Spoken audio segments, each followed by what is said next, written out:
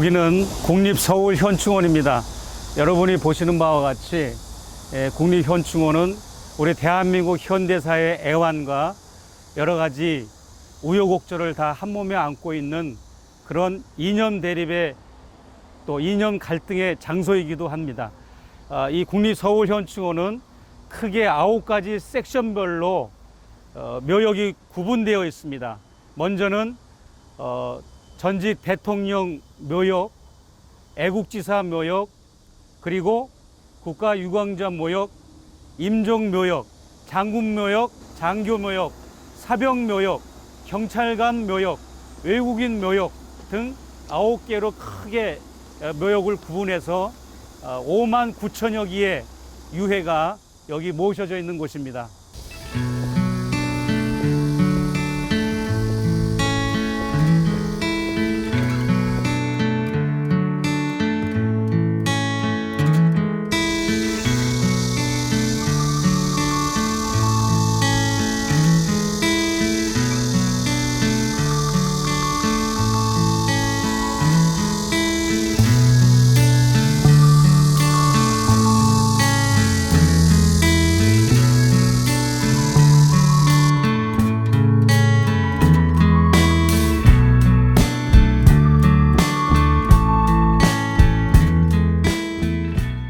이곳은 현충답 분향소 뒤에 있는 지하에 있는 위패봉안소입니다. 이곳은 한국 전쟁 당시 전쟁 중에 전사한 장병들의 위패가 봉안된 곳인데 신원이 확인되지 않아서 묘지를 쓸 수 없는 그런 위패들을 모신 곳입니다. 그냥 위패 이름만 있는 거예요. 이름만.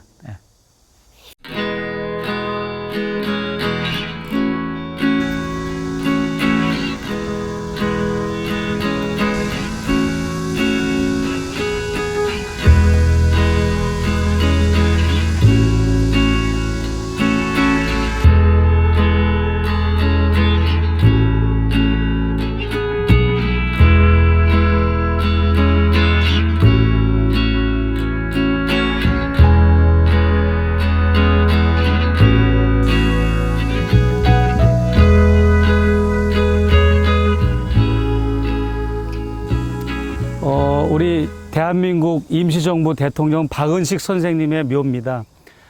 우리 대한민국의 현 헌법은 상해 임시정부의 법통을 계승한다라고 명시가 되어 있기 때문에 여기 계신 국무령분들과 국무총리 대통령분들의 위상과 위치나 역할은 대한민국의 그 뿌리에 굉장히 중요하신 인물들인데 그동안 많이 부각되거나 거기에 걸맞는 우리가 대접을 해드리지 못한 상황에 있습니다.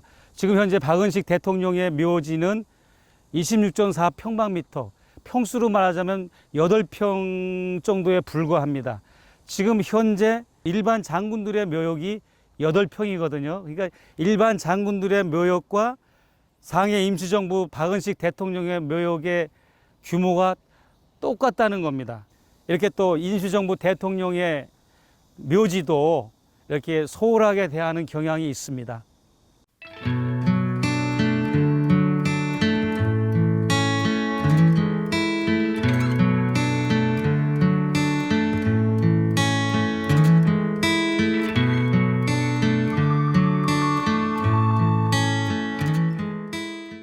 손정도 목사님은 남과 북에서 동시에 존경받는 분이시죠. 항일운동, 독립운동을 열심히 하신 분으로서 또 상해 임시정부 의정원 의장으로서 활약을 하셨고 독립운동가로서 또 목회자로서 선교사로서 다양한 그런 일을 하신 분인데 김일성 주석 개인으로는 이 손정도 목사님을 생명의 은인이요, 친아버지요, 나의 국부다 할 정도로 굉장히 영향력을 많이 끼친 그런 목사님이시죠. 또 남쪽에서는 이분의 그 장남이 손원일제독이라고 해서 해군을 창설하고 정전협정 당시 국방부 장관을 지냈던 또 중앙청 서울 탈환을 했을 때 해군 제독으로서와 국방부 또 대표자로서 또 이렇게 역할을 했던 역사의 아이러니죠. 양아들 같은 김일성 주석은 당시에 인민군 총사령관, 친아들인 손원일 제독은 남쪽의 어떤 대단한 군 지휘관으로서 서로 맞대결을 하는 그러한 역사의 아이러니칼이 이분을 통해서 또 읽어지게 되고, 현재도 저는 이제 손정도 목사기념 학술원 원장으로 있는데 남과 북을 이어주는 다리 역할, 브릿지 역할을 하시고 통일의 아이콘, 통일의 브랜드 같은 상징성을 지니신 분입니다. 남한에서도 존경하고 북한에서도 존경하는 그런 어른이시죠.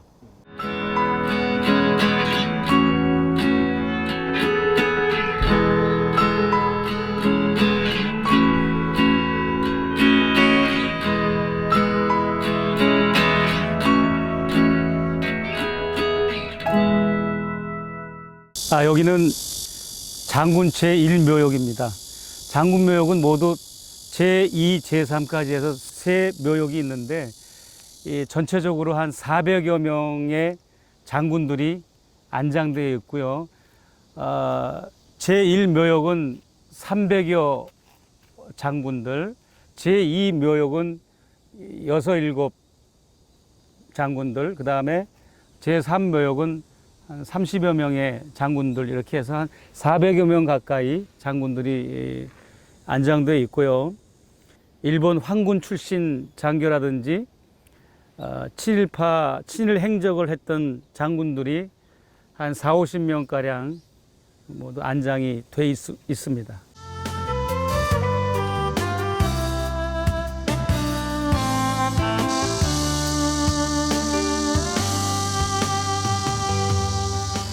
장군묘역이 여러분이 보는 것처럼 굉장히 본붕도 화려하고 면적이 넓습니다. 간격도 넓고. 그런데 일반 장교나 사병의 묘역은 3.3 평방미터, 즉 한 평뿐이 안 되고, 장군들의 묘역은 26.4 평방미터, 8평입니다. 그래서 지금까지는 그렇게 사병과 장군의 묘역이 차이가 있다고 해서 그렇게 내려왔는데, 2005년 7월이죠. 법령이 바뀌었습니다. 법령이 장군들도 한 평으로 제한을 하는 법령을 지금부터 10년 전에 공포를 했는데, 그 법령의 단서 조항이 뭔지 아십니까? 그 단서 조항에 장군 묘역의 부지가 소진될 때까지는 유효하다. 8평이. 그러니까 아직도 장군 묘역의 부지가 많이 남아 있습니다. 그러니까 법은 한 평으로 제한했지만 지금도 장군들이 운명하면 계속 이렇게 화려한 8평짜리로, 그리고 일반 사병이나 장교들은 화장을 해야 되지만 의무적으로 이 장군들은 매장을 합니다. 그런 차이가 있고요. 그래서 이런 고무줄 규정 때문에 아직도 사병들과 장군들의 이 형평성이 아직도 이루어지지 않고 있습니다.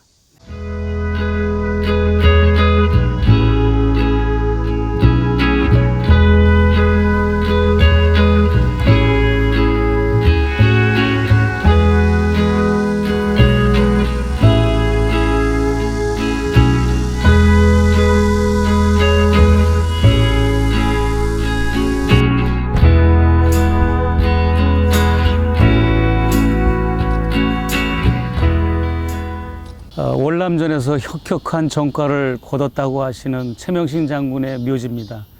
저는 이 최명신 장군의 묘지를 생각하면 상선약수라고 하는 고사성어가 생각납니다.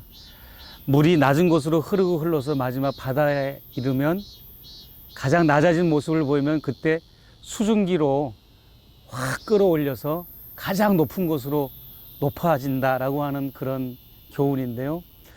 이렇게 장군의 신분으로, 4스타의 신분으로 2등병, 1등병들과 함께 이렇게 묘지에 안장되기를 유언을 남기고 소원하신 이 장군님의 마음과 인격, 이런 애국심은 또 부활을 진정으로 사랑하고 부하를 영원히 사랑하는 이런 마음은 굉장히 영원히 귀감이 되고 모범적인 군인상이라고 생각을 해서 존경스럽습니다. 제 개인적으로는 월남전은 미국의 용병의 전쟁이기 때문에 월남전 자체는 저는 찬성하지는 않습니다만 한 사람의 군인으로서의 이분을 존경하게 됐습니다.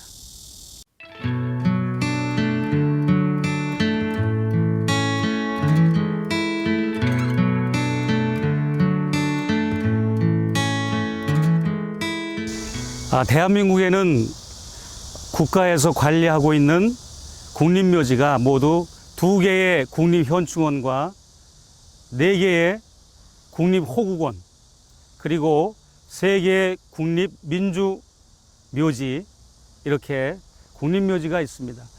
국립서울현충원 외에 나머지 모든 국립묘지는 보훈처에서 관리를 하고 이곳 서울현충원만 국방부에서 관리를 하는 곳입니다. 궁금하지 않으십니까? 왜 국방부에서 이곳을 관리를 하는가? 이 국립묘지가 처음에 태동하게 된 유래를 잠시 한번 살펴보겠습니다. 이 국립묘지는 원래 우리가 생각하기에 한국 전쟁 당시 전몰 장병들을 위해서 만든 국립묘지로 오해하기 쉬운데 그런 곳이 아닙니다. 원래는 1945년 해방 이후 한국전쟁이 발발하기 직전인 50년 6월 24일까지 5년 어간에 발생한 남과 북의 전투와 교전 시에 전사한 군인들을 위해서 만든 곳이 바로 이 국립묘지입니다. 그러니까 우리는 6.25 전쟁이라고 하는 한국전쟁에만 많이 관심을 가지고 있는데 저는 오늘 이 서울현충원을 언급하면서 6.25 전쟁 이전의 남북 간의 전투를 잠깐 살펴보고자 합니다. 6.25 전쟁 이전에 5년 어간은 말할 것도 없고 6.25 전쟁 직전인 1949년 1월부터 1950년 6월 24일까지 1년 6개월 동안 남과 북이 무려 874회나 되는 교전을 했습니다. 그래서 10만 명의 전사자가 발생을 했지요. 우리가 흔히 1000명 이상이 죽으면 전쟁이라고 얘기를 하고 1000명 이하가 죽으면 교전이라고 이렇게 이야기를 하는데 6.25 전쟁 직전에 발생한 남북 간의 교전은 우리가 상상을 초월할 수 없을 정도의 치열한 전투들이 많았습니다. 옹진반도 전투, 개성 전투, 그 다음에 강릉, 춘천, 개성 이런 모든 전방 지역이 모두 남과 북이 6.25 전쟁 전에도 헤아릴 수 없을 정도로 많은 전쟁을 했고 그때 전사한 전사자들을 어디 안장할 곳이 없어서 한국 정부에서 서울에 있는 장충사에다 안장을 했고 그 장충사조차도 포화 상태이기 때문에 정식적인 국립묘지를 이제 확보하려던 중에 6.25 전쟁을 만난 것이죠. 또 6.25 전쟁 당시 전사한 장병들을 위해서는 정상적인 국립묘지가 없으니까 부산 금정사와 범어사에 임시 봉안소를 마련해서 전사자들을 모시기도 했던 곳입니다.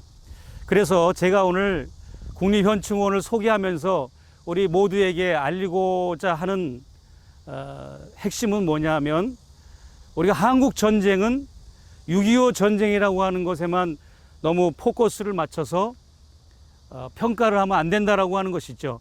6.25 전쟁 이전에 남북 간의 교전, 특히 먼저 북침을 하고 먼저 북한군을 시비를 건 쪽은 남쪽이었습니다. 그래서 우리가 원래 6.25 전쟁, 한국 전쟁이 발발하게 된 원인과 또 그 발생에 대한 여러 가지 군사학적인 규명을 할 때 6월 25일만을 다루면 안 된다라고 하는 것을 제가 오늘 이곳에서 말씀을 드리고 싶습니다.